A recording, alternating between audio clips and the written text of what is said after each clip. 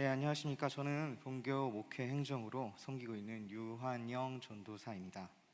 아마 저를 보신 분들도 있겠지만 아직 많은 성도님들께서 아직 저를 잘 모르시리라고 생각이 됩니다. 저는 지난 8월 2일에 안산광림교회에 부임하게 되었고 그때 처음 인사를 드렸었습니다. 그리고 나서 얼마 지나지 않아서 방역수칙이 사회적 거리두기 2단계로 격상되면서 모든 예배가 비대면 온라인 예배로 전환되었고 또 성도님들 만날 기회가 적어지게 되었습니다. 그래서 아마 많은 성도님들이 제 얼굴을 모르시리라고 생각되는데요. 지난 주밤 라디오하고 코이노니아에서 잠깐 얼굴이 나왔는데 기억하시는 분들이 계실지 모르겠습니다.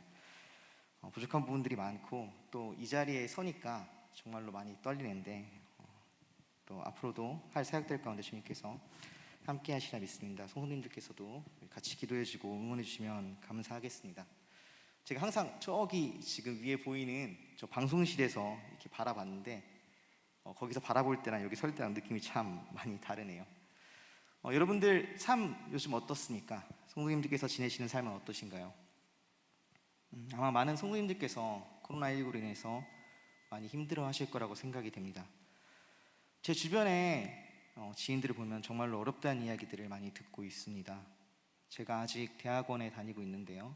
대학원에 다니는 친구들도 그렇고 또 사회생활 하는 친구들도 이야기를 들어보면 너무나 힘들고 어려운 시기를 보내고 있습니다. 사업도, 직장도, 가정도 모두 힘든 시기를 우리는 보내고 있습니다. 이 힘든 시기를 어떻게 이겨나갈 수 있을지 막막하고 어려운 심정이 들기도 합니다. 어떤 학자들은 우리가 코로나 이전으로는 다시로 돌아가지 못할 것이라고 이야기를 하고 지금도 많은 확진자들이 나오고 미국도 그리고 또 유럽도 또 너무나도 많은 곳에서 확진자가 끊임없이 나오고 있습니다.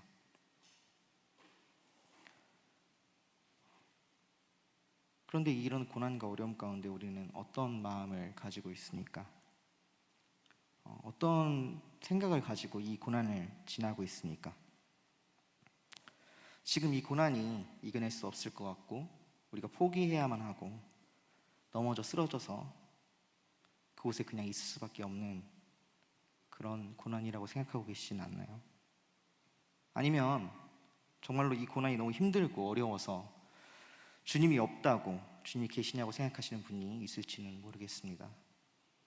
혹은 주님이 계셔도 나를 사랑하기는 하는가 하고 생각하실지도 모르겠습니다. 저의 이야기를 좀 먼저 성도님들과 좀 나누려고 합니다. 저의 간증을 좀 나누고 싶은데요. 제가 호주에서 사역하고 있을 때의 일입니다.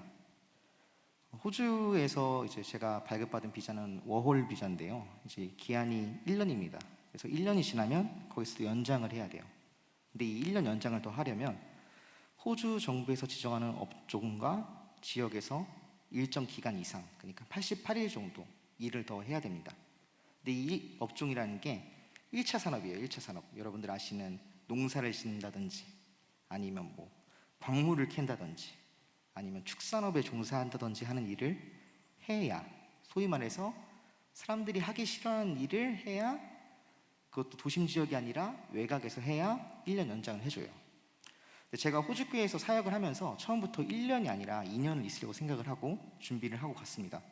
그래서 처음 사역하던 그 사역을 이제 하다가 이제 비자를 연장해야 될 기한이 돼서 비자를 연장하기 위해서 준비를 했어요.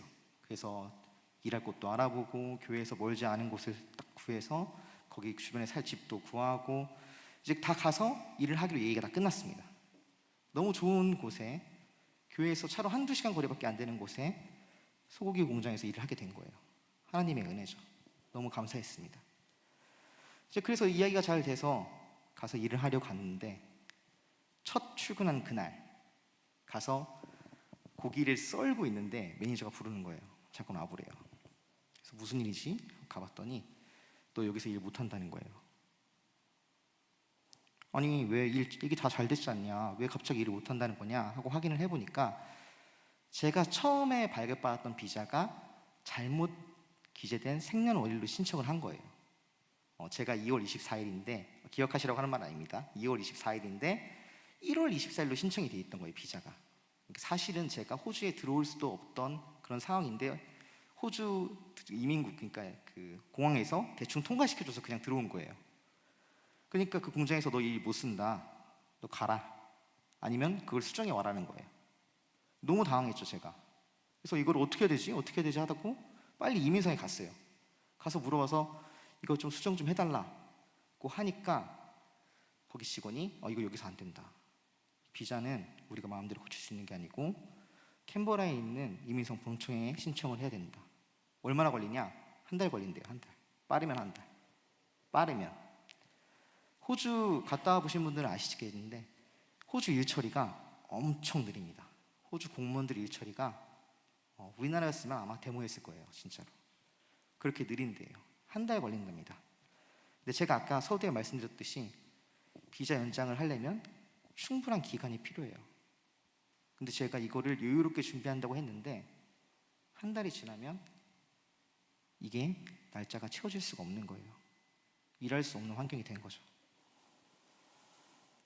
그때 얼마나 제가 낙담했는지 모릅니다. 하나님, 제가 하나님 일 하려고, 제가 딴 것도 아니고 하나님 일 하기 위해서 비자 연장하고, 하나님 교회에서 지금 사역하는 거 우리 아이들 더 돌보기 위해서 1년 더 연장하는데 주님 왜 이렇게 저의 길을 막으시나요? 정말 어떻게 되지? 지금 한 달 걸린다는데 그것도 빨리래요. 일단 메일은 보내놨어요. 근데 그 고기 공장에서는 저를 한 달이나 기다려줄 수가 없는 거예요. 그 빈자리를. 그러니까 너 어떡하냐, 뭐 미안하다, 그만둔 거죠. 거기도 이제 다른 사람으로 채워지고, 비자가 바뀌어도 일자리 또 새로 구해야 되는 거예요. 교회에서 먼 곳도 안 되고 가까운 곳이어야 되는데 교회는 어떻게 얘기하지? 애들한테는 뭐라고 얘기해야 되지? 우리 애들한테는 지금 내가 2년 한다고 다 얘기해놨고 교회도 다 그렇게 알고 있는데 뭐라고 얘기해야 되지? 쫓겨나야 되나? 어학원을 들어가야 되나? 어떻게 해야 되나? 기도 엄청 하면서 막 고민했던 것 같아요. 주님 왜 이렇게 저를 힘들게 하시나요? 근데 정말 감사하게도, 진짜 정말 감사하게도 이제 그 본청 담당자가 제가 메일을 쓸 때 이제 제 사정을 얘기를 했거든요. 답신을 임시로 보내줬어요. 임시로. 아직 정식 수정은 안 됐는데 네가 일을 해야 된다고 하니까 먼저 보내줄게 하고 이메일로 제 컨디션을 적어서 보내준 거예요. 근데 문제는 뭐예요? 어차피 공장은 다른 사람 구했어요. 근데 또 공장 매니저가 저한테 연락이 온 거예요. 그 메일 받은 다음 날에 혹시 수정됐냐고. 지금 한 명이 갑자기 또 그만둬야 돼가지고 지금 자리를 났는데 혹시 그거 수정됐냐고, 비자가. 그래서 감사하게도 그렇게 극적으로 비자를 더 1년 연장하고 사역을 더 할 수 있었어요. 제가 처음 비자가 잘못된 걸 알았을 때, 그리고 일을 할 수 없고 제가 1년 더 여기서 있을 수 없고 이 사역이 막혔다는 걸 알았을 때 근데 정말 절망했습니다. 앞뒤가 꽉 막혔고 숨이 답답하고 절망했던 그런 심정이 들었어요. 아마 지금 어떤 성도님들이 그런 마음이실 것 같아요. 지금 계신 분들이, 지금 코로나로 힘들어하는 청년들이, 학생들이, 그리고 우리 기업장 사업하시는 분들이 그런 마음일 것 같아요. 앞뒤가 꽉 막히고 숨이 답하고 정말 암담한 심정 가운데 계실지도 모르겠습니다. 그런데 여러분 그걸 기억을 하셔야 돼요. 여러분 주님, 여러분 사랑하십니다. 여러분을 주님이 보호하시고 인도하세요. 바울은 로마서 35장에서 8장 35절에서 누구도 주님의 사랑에서 우리를 끊을 수 없다고 고백을 하는데요. 우리 오늘 말씀 같이 읽었으면 좋겠습니다. 로마서 8장 35절부터 39절까지의 말씀인데요. 우리 같이 한 목소리로 읽겠습니다. 누가 우리를 그리스도의 사랑에서 끌으리요? 환난이냐 공고나 박해나 기근이나 적신이나 위험이나 칼이랴. 기록된 바 우리가 종일 주를 위하여 죽임을 당하게 되며 도살하여 양같이 여김을 받았다이다 함과 같으니라. 그러나 이 모든 일에 우리를 사랑하신 이로 말미암아 우리가 넉넉히 이기느니라. 내가 확신하노니 사망이나 생명이나 천사들이나 권세들이나 현재일이나 장래일이나 능력이나 높음이나 깊음이나 다른 어떤 피조물이라도 우리를 우리 주 예수 그리스도 안에 있는 하나님의 사랑에서 끊을 수 없으리라. 아멘. 그 누구도, 그 어떤 상황도 우리를 하나님의 사랑에서 끊을 수가 없습니다. 코로나가 번지고 나서 많은 사람들이 이야기를 해요. 힘들다고 어렵다고 이 시기를 견딜 수 있을까라고 얘기합니다. 코로나가 한국교회를 통해서 번지고 나서 더 얘기합니다. 이제 한국교회 끝났다고. 어떡하냐. 한국교회 살아날 수 있을까 이런 얘기합니다. 교회가 정말 힘들 거라고 얘기해요. 근데 성경 우리에게 뭐라고 얘기하냐면 이 모든 것들을 우리가 이겨나갈 수 있다고 얘기합니다. 우리의 힘이 아닌, 우리의 능력이 아닌, 우리를 사랑하시는 그 하나님의 힘과 능력으로 말미암아서 우리는 이 모든 것들을 이겨나갈 수 있을 줄 믿습니다. 때로는 그런 생각을 하시는 분들이 있을지 몰라요. 내가 잘못한 것이 있어서 주님이 나를 사랑하지 않는다고 생각하는 분들이 있을지 모르겠습니다. 제가 대표적으로 그런 사람 중에 하나였어요. 제가 너무 지은 죄가 많아서 제가 잘못한 것도 많고, 참 저희 부모님에게 속을 많이 썩이는 아들이고, 나쁜 일은 아니죠. 네, 속을 많이 썩이고 또 주님 뜻을 따르기 싫어하는 그런 요나 같은 사람이어서 내가 이렇게 된 게 정말 주님 뜻을 따르지 않아서 그런 건 아닌가? 라고 생각했던 때가 있었습니다. 근데 우리 주님의 사랑은 그렇게 한 번 했다 끝나는 세상 사람들의 사랑과는 달라요. 예수님의 사랑은, 그리고 우리 하나님의 사랑은 절대로 끊어지지 않습니다. 바울 사도는 고린도전서 13장에서 사랑에 대해서 이야기를 하는데요. 우리 같이 고린도전서 13장 4절부터 8절 말씀 한번 띄워주시겠어요? 제가 읽어드리겠습니다. 사랑은 오래 참고, 사랑은 온유하며, 투기하는 자가 되지 아니하며, 사랑은 자랑하지 아니하며, 교만하지 아니하며, 무례히 행치 아니하며, 자기의 유익을 구치 아니하며, 성내지 아니하며, 악한 것을 생각하지 아니하며, 불의를 기뻐하지 아니하며, 진리와 함께 기뻐하고, 모든 것을 참으며, 모든 것을 믿으며, 모든 것을 바라며, 모든 것을 견디느니라. 사랑은 언제까지든지 떨어지지 아니하나 예언도 패하고 방언도 치고 지식도 패하리라. 아멘. 하나님의 그 사랑은 오래 참고 기다리십니다. 하나님의 사랑은 언제까지든지 떨어지지 않아요. 우리 그 주님의 그 사랑을 믿으시길 바랍니다. 바울은 로마서 8장에서 다음과 같이 고백을 합니다. 우리가 아직 죄인 되었을 때 그리스도께서 우리를 위하여 죽으심으로 하나님께서 우리에 대한 자기의 사랑을 확증하셨느니라. 내가 아직 죄인일 때도, 내가 아직 죄 중에 있을 때도 주님께서는 나를 사랑하셔서 하나뿐인 독생자의 목숨을 내어주셨어요.